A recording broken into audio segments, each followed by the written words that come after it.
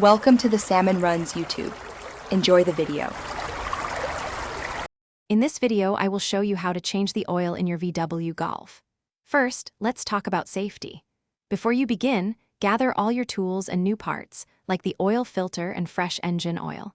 Always ensure your car is on a level surface and securely supported by jack stands.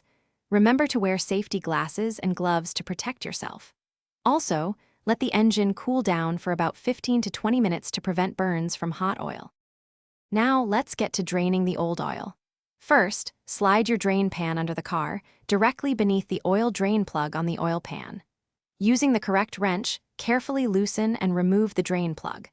Allow all the old, dirty engine oil to completely drain into the pan. This usually takes about 10 to 15 minutes. Once it's mostly drained, inspect the drain plug and replace its crush washer for a good seal. With the old oil draining, it's time to replace the oil filter.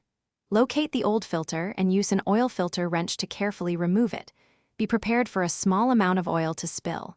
Before installing the new filter, apply a thin film of fresh engine oil to its rubber gasket. Then, hand tighten the new filter until it's snug and give it an additional 3/4 of a turn with the wrench. Double-check that the old gasket isn't stuck to the engine. Finally, let's add the fresh oil and perform our final checks. Reinstall the drain plug and tighten it to the manufacturer's recommended torque specification. Now, carefully pour the correct type and amount of new engine oil into the fill port.